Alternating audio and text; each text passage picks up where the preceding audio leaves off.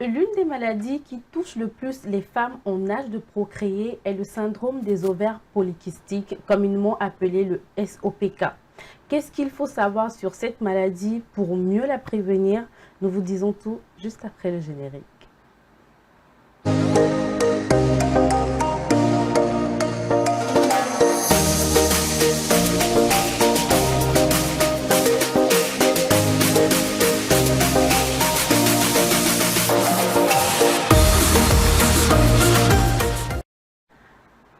Bonjour et bienvenue dans votre émission d'éducation sexuelle sans complexe et sans tabou. Ce soir, nous abordons la question du SOPK. Et pour ce faire, nous avons avec nous sur le plateau le docteur Adedo Valère, gynécologue obstétricien qui saura mieux nous instruire sur cette question. Bonsoir docteur. Bonsoir. Soyez le bienvenu. Merci beaucoup. Alors vous avez beaucoup de choses à nous dire ce soir. On a beaucoup de choses à se dire. Oui. Ouais. Alors, communément, quand on dit le SOPK, je me rends compte qu'il y a beaucoup de personnes qui ne connaissent pas, notamment les femmes, alors que nous sommes les sujets les plus atteints, pas les sujets concernés par cette maladie. Alors, dites-nous, c'est quoi le syndrome des ovaires polykystiques? Alors, le syndrome des ovaires polykystiques, comme le nom le dit, c'est un syndrome, d'accord, c'est une pathologie qui regroupe plusieurs signes. D'accord. D'accord, plusieurs signes, généralement des troubles du cycle menstruel. Vous pouvez avoir une absence carrément des règles, on appelle cela une aménorrhée. On peut avoir également une anovulation, c'est-à-dire vous n'avez pas carrément, c'est des femmes qui n'ovulent pas du tout, ou on peut avoir des cycles qui sont très longs, et associés à ce qu'on appelle une hyperandrogénie. Bon, on aura peut-être le temps de le définir. Voilà, l'hyperandrogénie, c'est un excès donc, de certaines hormones qu'on appelle l'androgène, qui sont des hormones masculines, voilà, qui se retrouvent dans l'organisme de la femme, associé également à un troisième signe qu'on appelle un nombre important de follicules à l'échographie. Alors, il est important de préciser cela, ce ne sont pas des kystes, ni des micro-kystes comme les gens ont l'habitude de le dire, parce que généralement en consultation vous verrez des femmes venir dire que ah docteur, on m'a fait une échographie la dernière fois, on a trouvé des kystes et on m'a dit que je vais grossir, que j'aurai je vais pousser des poils un peu partout. Non, il faudrait que les gens comprennent que ce ne sont pas des kystes, mais c'est beaucoup plus des follicules qui sont un peu emprisonnés, beaucoup de follicules qui se retrouvent au niveau de l'ovaire, qu'on appelle donc qui se caractérise en fait donc par cette hyperandrogénie, une sécrétion excessive d'androgènes et qu'on regroupe dans ce syndrome qu'on appelle le syndrome des ovaires micropolykystiques. D'accord. Alors, y a-t-il plusieurs types de SOPK? Alors, est-ce qu'il y a plusieurs types de SOPK? Oui, on pourra le dire puisqu'il y a plusieurs formes, plusieurs phénotypes. Alors, avant, dans les publications, il y avait des publications américaines et des publications européennes qui ne disaient pas les mêmes choses. Les publications américaines décrivaient ce syndrome beaucoup plus chez les femmes qui étaient obèses. D'accord. Mais par contre, en Europe, c'était beaucoup plus des femmes qui étaient, en tout cas, qu'on appelle généralement des skinny, qui étaient minces, voilà, mais qui présentaient également les mêmes symptômes. Donc, c'est pour dire en fait qu'il y a plusieurs phénotypes. Donc, vous allez voir des syndromes des ovaires micropolykystiques chez des femmes obèses, avec qui ils vont développer donc tous les signes, tous les symptômes que je viens de décrire, notamment les trois, l'hyperandrogénie, qui va se manifester par ce qu'on appelle l'hirsutisme, pilosité donc abondante, type masculin, avec également ce syndrome lié donc à des anomalies donc, du cycle menstruel. Et également, vous pouvez avoir également un autre phénotype où vous avez le syndrome des ovaires micropolykystiques chez des femmes qui sont de taille de corpulence svelte, mais qui ovulent normalement. Donc, cela ne veut pas dire que lorsqu'on a un syndrome des ovaires micropolykystiques, forcément, on aura des troubles d'ovulation. Ok, d'accord. Donc, on va voir cela peut-être après parce qu'il y a plusieurs, voilà, il y a plusieurs types donc, de syndrome des ovaires micropolykystiques. Je pense qu'on a un peu brossé, mais je vais quand même poser la question. Quels sont les symptômes du SOPK? Et j'aimerais demander, est-ce qu'un trouble du cycle menstruel est tout de suite rallié au SOPK? Non, pas forcément. C'est vrai que quand on parle de trouble du cycle menstruel, il y a plusieurs diagnostics. Comme on vient de le dire, le syndrome des ovaires, bien le SOPK pourrait peut-être résumer cela, peut être aussi responsable donc d'un trouble d'ovulation, d'un trouble plutôt du cycle menstruel. Mais ce n'est pas le seul diagnostic. Vous pouvez avoir, si on peut citer d'autres maladies. C'est pour cela qu'il est conseillé pour les patients qui présentent des troubles du cycle de consulter un médecin ou un gynécologue pour qu'une échographie soit faite, parce que c'est à l'échographie qu'on pourra déterminer en fait la cause donc de ce cycle, de ce trouble donc du cycle menstruel. On peut avoir des fibromes, on peut avoir également des kystes, des vrais kystes qui peuvent être responsables donc d'un trouble donc du cycle menstruel. On peut avoir également donc des causes infectieuses, donc toute une panoplie donc de causes qui peuvent rentrer en jeu dans donc les troubles donc du cycle chez la femme. Souvent chez la jeune fille, quand elle a ces troubles de dysfonctionnement du cycle menstruel, on se dit qu'on est quand même protégé. Bon, ça ne vient pas tous les mois, je ne risque pas de prendre une grossesse. Donc, ça devient même un moyen de contraception à la limite, je vais dire. Mais à partir de quel moment il faut s'inquiéter et consulter pour avoir un vrai diagnostic? Ce qui me ramène à demander quels sont les syndromes du SOPK. Alors, pour poser le diagnostic du syndrome, avant de poser donc, le diagnostic, je vais revenir un peu sur la petite anecdote que vous venez de dire. C'est vrai, on peut avoir un trouble du cycle. Là, c'est une aménorrhée, c'est-à-dire une absence des règles, peut-être pendant 2-3 mois. Mais cela n'épargne pas, cela n'élimine pas le fait que la femme puisse ovuler. On peut avoir une absence des règles, mais ovuler quand même. OK. D'accord. Et c'est là que vous allez voir que généralement, on voit cela chez les femmes, par exemple, qui accouchent, qui n'ont pas de retour de couche. C'est d'ailleurs pour cette raison qu'on leur dit, qu'on leur recommande d'adopter une méthode contraceptive. Sinon, l'absence des règles ne veut pas dire absence d'ovulation. D'accord. On peut donc ovuler sans... Le corps de la femme est vraiment complexe. Voilà. Parce que ce qu'on nous a appris, c'est que, voilà, chaque mois, ça se renouvelle, ça sort et autres. Donc, c'est quand c'est là que tu tombes enceinte. Donc, dans l'entendement général, quand il n'y a pas de règles, c'est que feu, je peux faire tout ce que je veux. De la même manière également, on peut avoir des cycles irréguliers, mais ne pas ovuler chaque mois. C'est ce qu'on appelle des cycles anovulatoires. D'accord. Donc, il faudrait que les gens le comprennent. Je peux ne pas avoir mes règles chaque mois, mais ovuler. Avoir une ovulation spontanée, normale. Tout comme dans le syndrome des ovaires micropolykystiques, parce que dans ce syndrome, comme on l'a dit, on a des troubles du cycle, mais on peut ovuler. Donc, il y a des ovulations spontanées. Donc, cela ne veut pas dire que lorsqu'on est atteint de ce syndrome ou lorsqu'on souffre de ce syndrome, forcément, on a des troubles d'ovulation. D'accord. Et aussi souvent, les femmes attendent d'être peut-être dans le mariage ou à la recherche d'un enfant après plusieurs échecs, je veux dire, avant de consulter. C'est-à-dire que bien avant, dans la vingtaine, où on n'est pas préoccupé et autres, on se dit non, ça va venir, ça va venir. Mais est-ce qu'il y a un âge, enfin, est-ce que c'est possible quand on consulte tôt, de pouvoir vite régler le problème et ainsi éviter le lot de problèmes qu'on rencontre quand on tend vers la trentaine ou la quarantaine? Non, ça va de soi. Dès qu'on a une absence de règles, ou qu'on a des troubles du cycle, ou dès qu'on remarque, et ça peut-être je vais revenir puisque la question est toujours posée, je n'ai pas encore trouvé, je n'ai pas encore abordé cet aspect de la chose par rapport au diagnostic. Eh bien, vous avez déjà une anomalie, d'accord, dans le cycle menstruel, où vous remarquez que vous avez une pilosité qui est abondante, il va falloir consulter pour savoir qu'est-ce qui se passe. Parce que si vous laissez perdurer, vous allez voir, on le verra plus tard, dans certains cas, vous avez un syndrome des ovaires micropolykystiques qui est beaucoup plus exacerbé par l'accumulation de graisse, l'obésité. Donc là, pour ces cas, il suffit peut-être de consulter et qu'on vous dise donc de pouvoir adopter donc un régime alimentaire, de faire des exercices physiques, eh bien, tout rentre en ordre après. Parce que si cela persiste, vous allez développer ce qu'on appelle après des troubles métaboliques, un syndrome métabolique, et cela risque de rentrer dans ce qu'on appelle un cercle vicieux. Donc, c'est toujours important de consulter dès l'apparition des signes inhabituels. Voilà. Maintenant, il y a aussi d'autres aspects aussi de la chose qui est très important, qu'il faudrait peut-être qu'on dise aux femmes, c'est que dès lors que vous prenez la décision de faire un enfant, lorsque vous avez un projet de grossesse, il est important de consulter. On prend la décision de faire un enfant, c'est un bon choix, c'est un choix de vie, mais il faudrait faire ce qu'on appelle une consultation préconceptionnelle. Donc, c'est des consultations qu'on fait avant de tomber enceinte. Généralement, on n'a pas cette habitude sous nos cieux. On attend d'avoir des problèmes, avant de consulter, alors que ça ne devrait pas être le cas. Alors, donc, maintenant, pour répondre à la question du diagnostic, comment on pose le diagnostic? Les symptômes d'abord. Les symptômes. Oui, tout ça, ça rentre dans le diagnostic. D'accord. Dans le diagnostic donc, du syndrome des ovaires micropolykystiques. C'est vrai que c'est un syndrome qui a été décrit pour la première fois par deux chirurgiens en 1935. Et c'est vrai que le type qu'ils ont décrit, c'était beaucoup plus chez des femmes qui étaient obèses, comme je venais de le dire.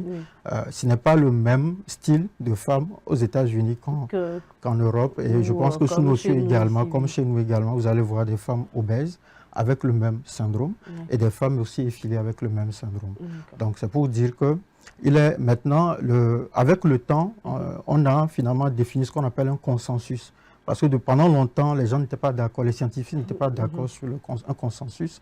Donc il y a eu un consensus qu'on appelle le consensus de Rotterdam en 2003, qui a finalement précisé les termes, c'est-à-dire les éléments qu'il faut avoir avant de poser donc, le diagnostic du syndrome des ovaires micropolykystiques.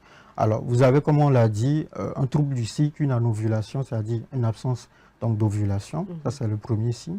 Le deuxième signe, c'est les signes d'hyperandrogénie.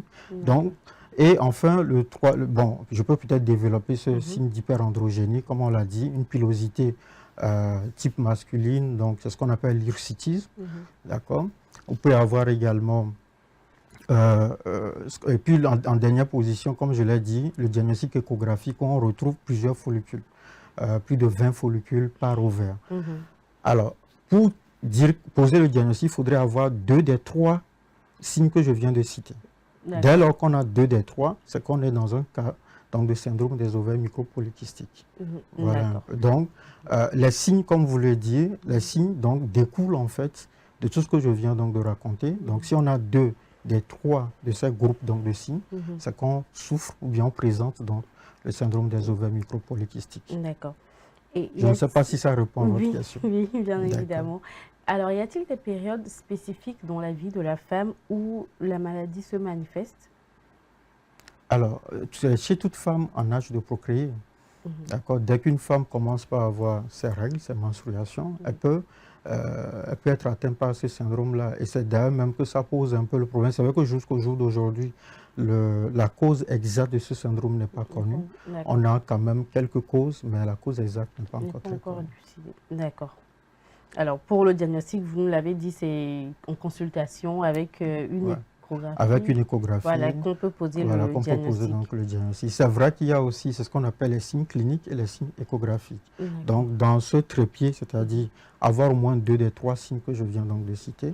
Donc, cliniquement, on peut voir, quand vous voyez une femme avec la barbe, voilà, on peut le dire comme ça, la barbe, ou bien qui est obèse, avec des troubles du cycle. Il y en a qui voient leurs règles peut-être 6 mois après, voire 3 mois après. Eh bien, il faut consulter parce qu'il se peut que vous fassiez donc, le syndrome donc, des ovaires micropolykystiques. D'accord. Voilà. Est-elle héréditaire?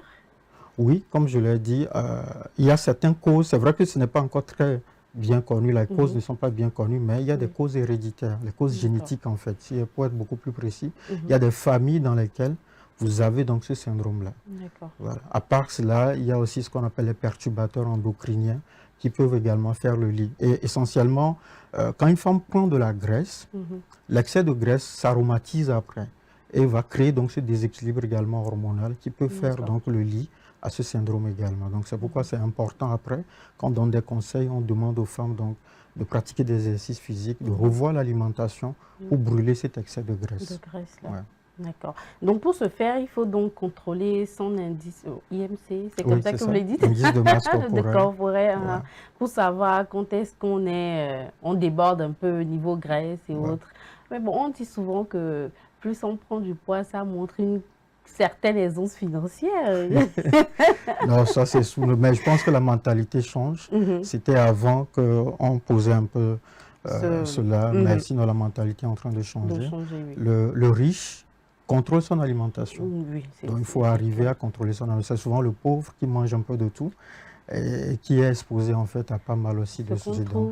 Voilà ce qu'on trouve, c'est ce qu'on mange. Donc il faut arriver, même avec le peu qu'on a, il faut arriver, c'est une question d'organisation, à pouvoir revoir, parce que nous, on a l'habitude de dire, c'est ce que nous mangeons qui détermine notre état de santé. Et c'est valable aussi dans le cas de ce syndrome-là. D'accord. Est-ce qu'une femme ayant déjà eu des enfants peut, lors de prochains projets d'enfantement, rencontrer ce problème. C'est-à-dire peut-être que le syndrome, elle présentait des signes, ou peut-être qu'elle ne présentait même pas qu'elle a déjà eu 1 ou 2 enfants, mais qu'au 3e ou au 4e, ce diagnostic puisse être posé chez cette femme. Oui. C'est possible, c'est des cas qui existent, bien entendu. Et ça, comme je l'ai dit, peut-être que, comme on peut avoir, il y a des femmes qui ont des troubles du cycle, d'accord, sans toutefois présenter tout le tableau des signes, en fait. Donc, au début, comme je l'ai dit, on peut avoir des troubles du cycle, mais toutefois ovulés. Donc, on peut avoir un syndrome des ovaires micropolykystiques et ovulé, avoir une ovulation normale. Donc, cette femme, si par exemple, pour sa première grossesse, elle peut tomber enceinte normalement.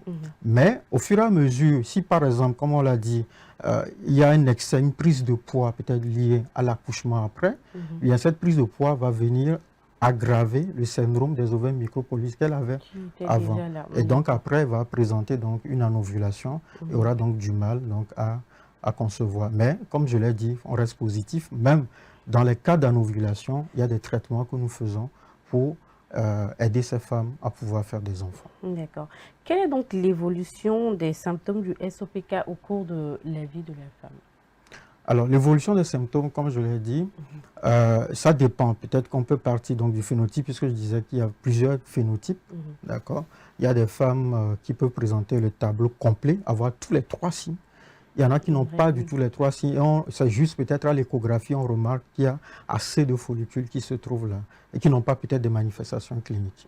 Mais qui peut-être après auront des manifestations cliniques si rien n'est fait, si aucune méthode préventive ou un traitement n'est pas mis en route. Et bien plus tard, ces femmes peuvent présenter ce syndrome. Alors ce qui est important à savoir peut-être, c'est que l'élément fondamental qui déclenche ce syndrome, c'est l'hyperandrogénie. Alors, les androgènes, chez la femme, on a des petites quantités d'hormones masculines que nous appelons les androgènes. Donc, c'est l'excès de cet androgène dans l'organisme de la femme qui est à l'origine en fait de ce syndrome. Alors, ces androgènes sont produits par quoi? Chez la femme, c'est les ovaires et une autre glande que nous appelons les surrénales, mais bon, on ne va pas parler de ça. Ce qui est le plus important, on va rester focus sur les ovaires. C'est parce que normalement, en début de cycle chez la femme, au niveau des ovaires, il y a des petits follicules. Normalement, si je prends par exemple le cas normal, il y a un follicule. Ce que nous appelons les follicules, c'est des petits œufs qui se trouvent. Normalement, chaque femme naît avec un capital folliculaire donné. Donc, et après ovulation, après chaque ovulation, il y a un follicule qui arrive à maturité et qui sort ce qu'on appelle l'ovule. Donc, dans le cas de ces femmes-là, cette sécrétion abondante d'hormones masculines va bloquer en fait les follicules, donc va empêcher les follicules à arriver donc à maturité. Voilà, c'est ce qui fait que ces femmes-là, généralement, ont des problèmes d'ovulation. Donc, plus ces follicules s'accumulent au niveau de l'ovaire, et c'est cela qui sera l'origine de l'hyperandrogénie.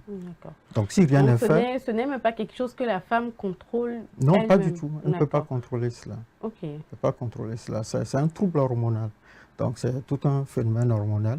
Et c'est d'ailleurs pour cette raison que peut-être le seul facteur modifiable, c'est, comme je l'ai dit, l'alimentation.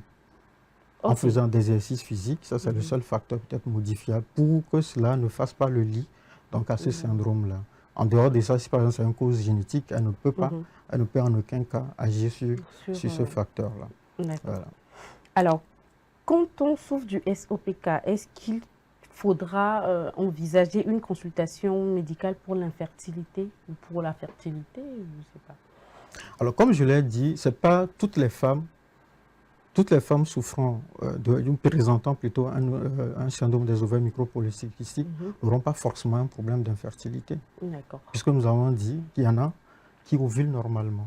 Près de 20% ovulent normalement. Donc pour ces femmes, on n'a pas besoin de faire une consultation d'infertilité pour les aider à concevoir. Pas du tout. Voilà. Maintenant, dans la majorité des cas, vous aurez des femmes aussi qui vont présenter une anovulation, une incapacité donc à ovuler. Donc, pour ces cas, on sera amené à faire des traitements. On les appelle des traitements d'inducteurs. On va induire donc l'ovulation en mettant en jeu peut-être certains médicaments qui vont agir soit localement ou qui vont agir au niveau donc, du cerveau pour pouvoir avoir donc, une réponse donc, sur les follicules qui entre-temps étaient bloqués. Parce qu'il faudrait que l'un de ces follicules doit être amené à maturité donc, pour pouvoir ovuler. Tant que ces petits follicules restent bloqués là, ils ne peuvent pas ovuler. Donc, on va utiliser des drogues qui vont bloquer un peu l'action donc des androgènes, puisqu'il y en a de trop, puisque c'est l'hyperandrogénie qui a bloqué ces follicules donc, à ce stade-là. Donc, on va mettre en route donc, des traitements pour pouvoir augmenter la taille des follicules pour qu'on puisse avoir une ovulation. Docteur, j'ai lu quelque part que la prise de poids chez les personnes présentant le SOPK, des fois, ce n'est pas tant l'alimentation, mais dû aux hormones. Je ne sais pas, c'est-à-dire que la personne peut essayer de surveiller son alimentation, mais que sa perte de poids ne sera pas aussi rapide ou efficace qu'une personne ne souffrant pas du SOPK. Bon, dans le syndrome des ovaires micropolykystiques, chez une femme typiquement obèse, les études ont montré que lors qu'on a une amélioration, une diminution de 5% du poids, on a en tout cas de meilleurs résultats en termes d'ovulation. Donc on ne demande pas à cette femme de devenir, de perdre plus de 15... Bon, même si elle était svelte avant de devenir obèse. Bon, même si elle était... Bon, comme je l'ai dit, 5% de perte de poids suffit pour avoir une amélioration significative donc, de l'ovulation. Voilà. Donc c'est ce qui, en tout cas, c'est les études qui l'ont prouvé. Donc maintenant après, cette hygiène de vie doit continuer, ça doit être continuel, ça ne doit pas être juste ponctuel. Parce que comme on l'a dit, parce que quand vous faites l'exercice physique, vous contrôlez votre alimentation, vous aurez des effets bénéfiques, aussi bien sûr tout ce qui concerne les maladies cardiovasculaires, le diabète, donc pas mal de maladies. Donc ça doit être en fait une routine de vie. D'accord. Ouais. J'aimerais retourner un peu en arrière par rapport à la production des androgènes. Voilà. L'hyperandrogénie. Oui. Est-ce que c'est peut-être lors de la conception de l'enfant, le papa qui donne un peu plus d'hormones masculins qui le devra, ou que la maman en elle parce que quand je prends par exemple le cas de Caster Semenya, je ne sais pas, l'athlète, où vraiment on a du mal, même parce qu'il y a des personnes où on a même du mal à reconnaître leur sexe rien qu'à leur apparence. Là, c'est dans l'enfant même, ou bien les parents donnaient un peu plus de quelque chose qu'ils n'auraient pas dû. Non, ça c'est, comme je l'ai dit, c'est des causes génétiques en fait. Okay. Donc ça n'a absolument rien à voir. Mais bon, qui dit génétique dit forcément que ça est lié en fait aux parents. Mais pas dans le sens que vous le dites en fait. Okay. Voilà, pas dans ce sens-là. Mais comme je l'ai dit, il y a pas que les ovaires qui sécrètent des androgènes. Vous avez aussi les surrénales aussi. Les glandes surrénales sont des glandes qui se retrouvent un peu juste au-dessus des reins, qui sécrètent aussi donc, les androgènes. Donc pour une raison ou pour une autre, quand vous avez une pathologie surrénalienne qui sécrète beaucoup d'androgènes, vous aurez aussi le même syndrome. Donc c'est pour dire en fait que, et d'ailleurs même ça pose aussi le problème, ce n'est pas parce qu'une femme aussi présente un trouble du cycle ou on remarque à l'échographie plusieurs follicules que forcément c'est un syndrome des ovaires micropolykystiques. C'est ce qu'on appelle des diagnostics d'élimination. Vous pouvez avoir, il y a des patients, je pense qu'il y a un cas comme ça qui s'est présenté, il y a des patients qui ont des tumeurs du cerveau qu'on appelle des adénomas prostates, qui peuvent aussi présenter les mêmes tableaux. Mais pour ces patients, si par exemple c'est une patiente qui vient consulter et que vous n'avez pas fait le diagnostic différentiel en dosant d'autres hormones, peut-être que je n'en ai pas parlé, en dosant, il y a une hormone qu'on appelle la MH. Si vous ne faites pas cela, vous allez penser à tort que c'est un syndrome des ovaires micropolykystiques. Vous allez la mettre sous œstrogestatif, ce sont des pilules. Elle aura peut-être des petits maux de tête, alors que peut-être c'est des tumeurs, une tumeur du cerveau qu'elle a. Et plus tard, elle peut se faire amputer en fait, voilà, parce qu'elle va perdre la vision, tout simplement parce que le diagnostic n'a pas été posé à temps. Donc, il ne faut pas considérer juste des signes et poser un diagnostic. Il faut fouiller, il faut aller beaucoup plus loin. Et penser aussi, surtout, qu'il y a aussi d'autres diagnostics qui peuvent mimer cette maladie-là. Donc, c'est pour cela qu'il faut toujours consulter.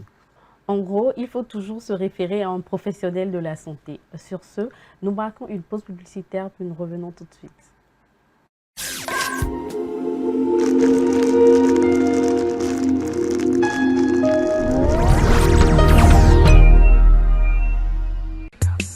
L'amour, c'est des hauts, c'est des bas.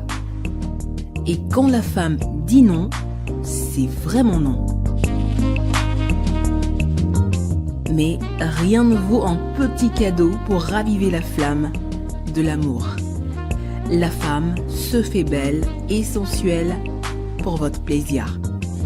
Claudia Lingerie, nous disposons de toute une collection de sous-vêtements haut de gamme pour hommes, femmes et enfants à un bon prix. Soyez ceux qui portent des sous-vêtements confortables. Claudia Lingerie, nous sélectionnons pour vous de la lingerie fine de qualité pour sublimer vos soirées. Claudia Lingerie, sur la route d'Agbalépédo, juste à côté du monument Grand œuf blanc. Infoline 00228 97 01 03 03 0228 97 01 04 04. Claudia Lingerie, l'élégance à une adresse.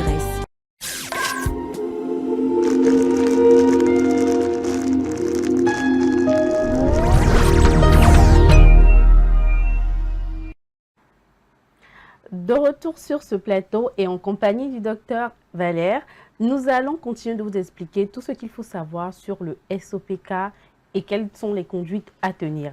Alors docteur, souvent dans nos sociétés, une femme en âge de procréer et qui rencontre des problèmes se fie quelque peu à la médecine traditionnelle avec des tisanes par-ci, par-là, à boire, des décoctions pour l'aider à enfanter. Alors, est-ce que la prise prolongée comment dire, de cette décoction ne pourrait pas peut-être empiéter sur le diagnostic médical ou ne pourrait pas aggraver le cas de ces patientes-là? Alors, pour des questions concernant les tisanes, je reste très prudent. D'accord. Je reste très prudent, pas parce que je ne crois pas à la médecine traditionnelle, mais je sais que les plantes ont des vertus.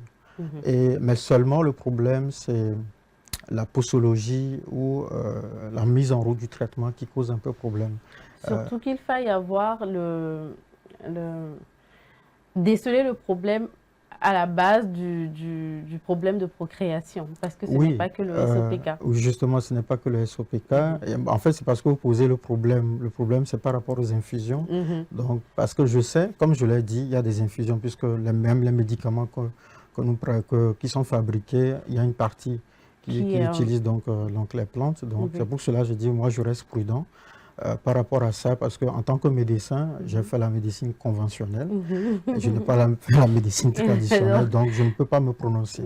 Je sais que des fois, il y a des femmes qui ont des retours positifs par rapport à cela, mais il reste toujours, il se pose toujours le problème de la posologie, du dosage, parce qu'après, il y a certains qui s'adonnent à cette thérapeutique et après nous reviennent avec des insuffisances rénales, d'autres complications. Donc c'est pour cela que je reste, comme je l'ai dit, je reste prudent par rapport à cela. Quand on souffre d'un problème, il vaut mieux consulter pour avoir donc une solution adaptée. Peut-être lorsque nous allons aussi développer cette médecine traditionnelle, on pourra peut-être recommander, l'allier, pourquoi pas. Je reste toujours prudent par rapport à ça. D'accord. Alors, l'un des symptômes du SOPK, c'est la pilosité chez la femme. Donc, j'ai envie de demander, quand est-ce que cette pilosité est normale et quand est-ce qu'il est moins ou quand est-ce qu'il faut s'inquiéter? Alors, effectivement, comme on l'a dit, il y a deux types de pilosité, la pilosité masculine et puis la pilosité féminine. Alors, chez l'homme, vous allez voir, nous avons les barbes, ça veut dire qu'on pousse, donc on a une pilosité au niveau du visage, au niveau du cou, au niveau de la poitrine. D'accord. Mais chez la femme, vous ne trouverez pas, ce n'est pas la même topographie. Voilà. Si vous remarquez une femme qui a une pilosité au niveau du visage, au niveau de la poitrine, au niveau du cou, ça c'est une pilosité type masculine. Et souvent, c'est des signes d'hyperandrogénie. Comme je l'ai dit, c'est toujours les androgènes qui sont responsables de la pousse des poils. D'accord. C'est pourquoi chez la femme, on a toujours des petites quantités d'androgènes. Mais quand il y en a en excès, finalement, un peu comme chez l'homme, eh bien, cette femme, vous allez avoir, elle aura une voix rauque, elle va avoir une pilosité un peu partout, type masculine. Et donc, c'est pour cela qu'on parle d'hirsutisme. Et c'est ce qu'on appelle l'hirsutisme, en fait.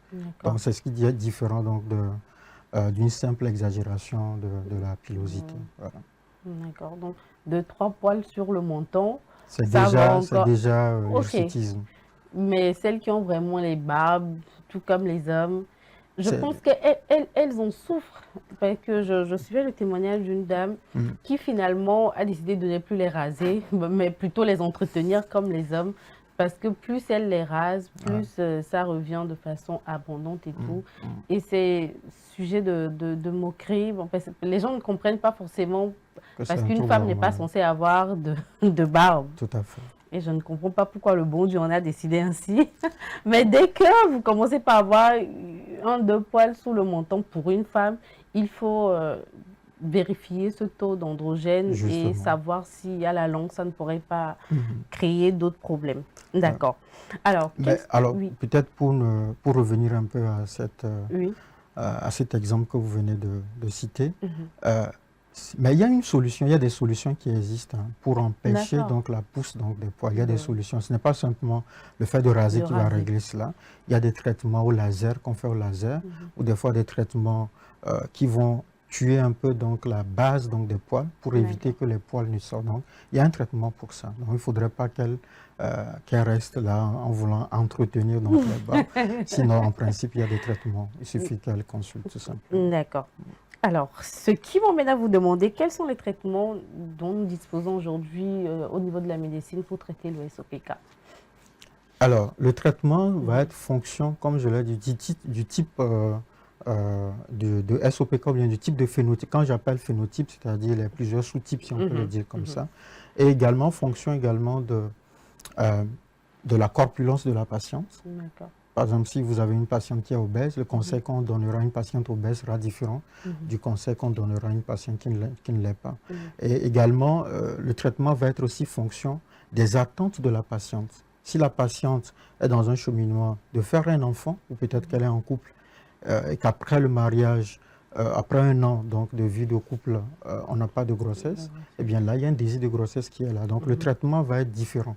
Par exemple, une patiente, pourquoi je le dis, une patiente qui ne désire pas encore faire un enfant, on la mettra sous des pilules, donc des pilules œstrogestatives, pour essayer donc de mettre un peu les ovaires au repos.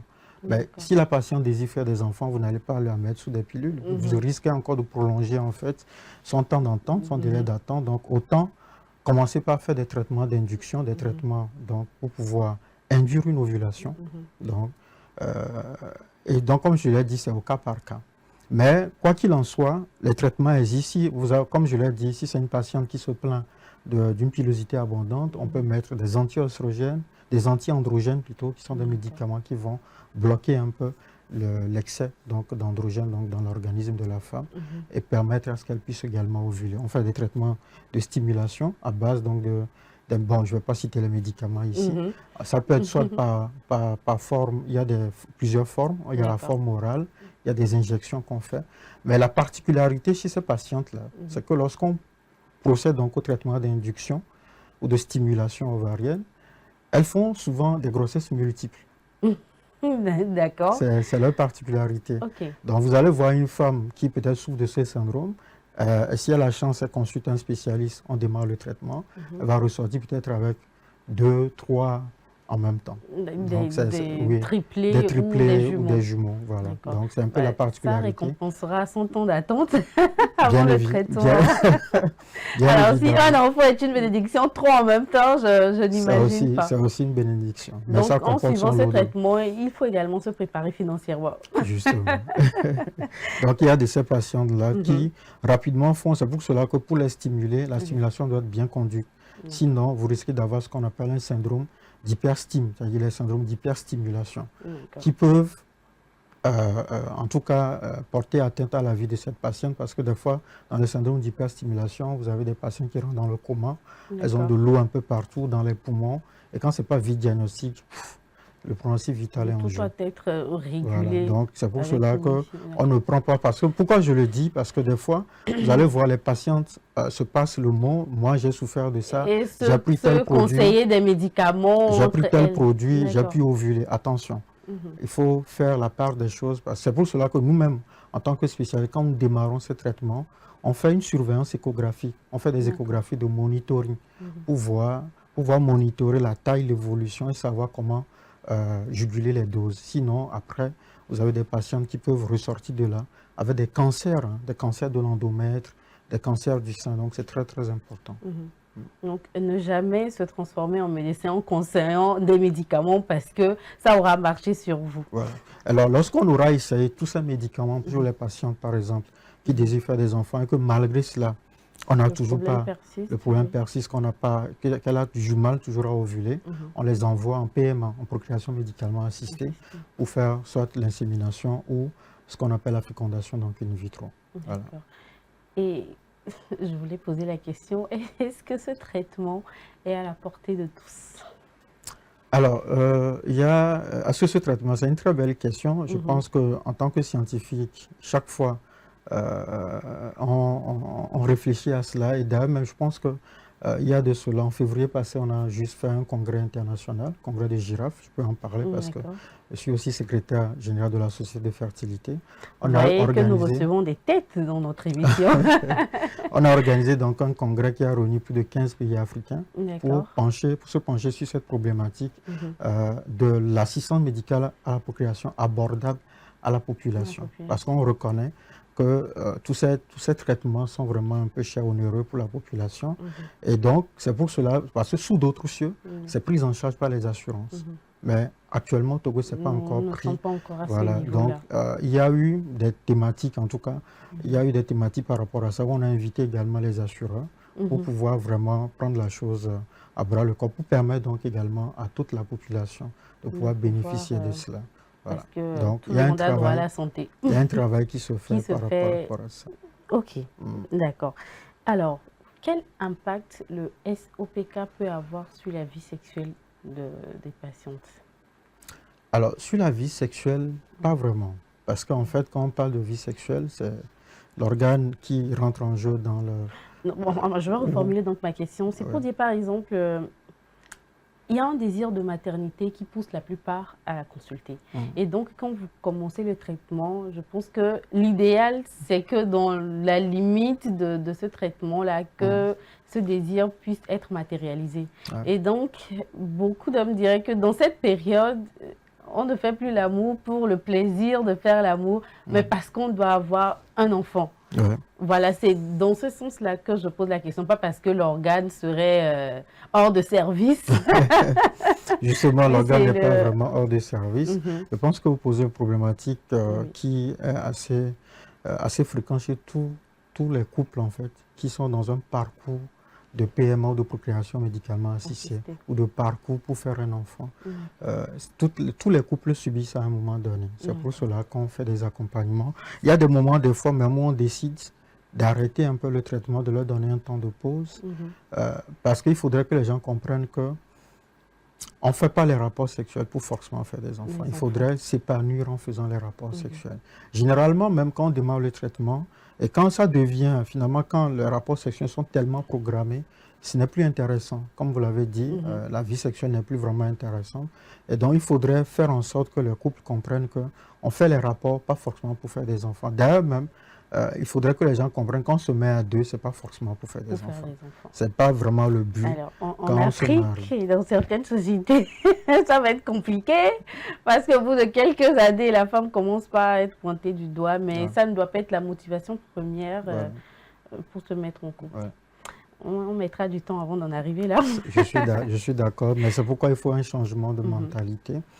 Mais c'est pourquoi dans cette approche, il faut que l'homme soutienne la femme, parce que c'est la femme, puisque généralement, quand il y a un problème, c'est la femme qui est doigtée premièrement, alors que la femme aussi... Et surtout quand ça se confirme que c'est réellement d'elle que vient le problème. Alors là encore, il faudrait que, comme je l'ai dit, ce n'est pas parce que la femme a une SOPK qu'elle ne peut pas tomber enceinte. On peut avoir des ovulations spontanées qui peuvent arriver. C'est pour cela aussi que dans ce cheminement, et c'est d'ailleurs pourquoi, en consultation, avant de commencer par stimuler la femme pour qu'elle puisse ovuler, on s'assure que le monsieur a un spermogramme qui est en bon état. Voilà. Sinon, ça ne sert à rien. Vous allez stimuler, elle va ovuler, vous allez la faire perdre des ovules inutilement. Donc, il faut toujours s'assurer que le spermogramme aussi est normal. Ce qui veut dire qu'avoir un enfant, c'est un projet à deux. Justement. Il ne faut pas juste laisser madame... Et même actuellement, on ne s'arrête pas qu'au spermogramme, parce qu'avoir un spermogramme normal ne veut pas dire que tout est normal chez le monsieur. Le spermogramme, c'est juste le premier bilan, mais on peut avoir un spermogramme normal et ne pas aussi enceinter. Parce que lorsqu'il y a des anomalies au niveau du sperme, du spermatozoïde également, il y a souvent des troubles au niveau génétique, eh bien cet homme-là ne peut pas, malgré qu'il a un spermogramme normal. C'est pour cela qu'on pousse on va demander encore d'autres analyses. Donc, c'était avant, dès que le spermo chez l'homme est normal, dit, oh, vous n'avez rien. Non, on n'a plus le même discours. Les choses ont évolué. Donc, spermogramme normal ne veut pas dire. Voilà. Donc, il ne faut pas chercher à tirer sur la femme. Parce qu'elle n'est pas la seule responsable. Voilà, c'est ensemble que ce projet se bâtit. D'accord.